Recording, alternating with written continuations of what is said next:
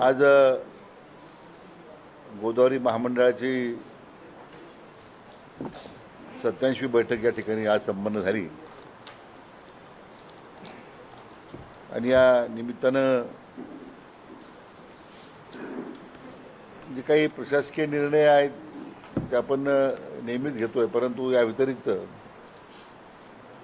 जो महत्त्वाकांक्षी कार्यक्रम आपल्या देशाचे लाडके पंतप्रधान आदरणीय नरेंद्र मोदींचा आहे आणि त्याचबरोबर महाराष्ट्र दुष्काळमुक्त करण्याचा संकल्प जो राज्याचे लोकप्रिय मुख्यमंत्री माननीय देवेंद्रजी फडणवीस साहेबांनी केलेला आहे,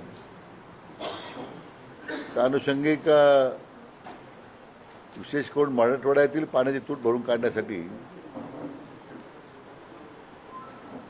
आपण जे काही नियोजन केलेलं आहे त्याची विस्ताराने चर्चा होऊन त्याला काही आपण मान्यता दिलेली आहे. विशेष करून पश्चिम वाहिन्यांचे पाणी आपण जे गोदावरी खोऱ्यात आणणार आहोत, साधारण 80 TMC पाणी आहे. ते पाणी आणण्याच्या संदर्भात आता प्रकल्प आराखडा आपला जवळजवळ जानेवारीपर्यंत शासनाला सादर होईल. त्याच्यानंतर निविदा प्रक्रिया सुरू होईल. साधारण या प्रकल्पाला प्राथमिक अंदाज आहे की साधारण 70,000 कोटी रुपये खर्च येईल.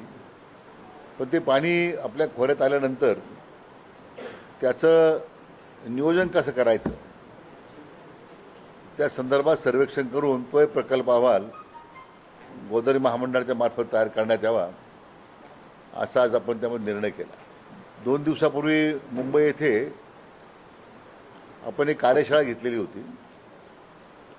त्यामध्ये आपल्या देशातील जे काही प्रमुख पायाभूत सुविधामध्ये किंवा धरणांच्यामध्ये काम करणाऱ्या ज्या संस्था आहेत, खाजगी संस्था आहेत, त्यांना बोलवलं होतं. प्रमुख वित्त संस्था देशभरातल्या त्या ठिकाणी बोलवल्या होत्या आणि आम्ही जलसंपदा खात्याकडून मग ते नळगंगा वेनगंगा प्रकल्प आहे जो विदर्भाचा वरदान ठरणारा प्रकल्प आहे, आपला प्रकल्प आहे जो आहे नदीजोड प्रकल्प आहे जो गोदावरी खोऱ्यात पाणी आणण्याचा आहे, असे 3-4 प्रकल्प त्यांच्यापुढे आम्ही सादरीकरण केलं आहे.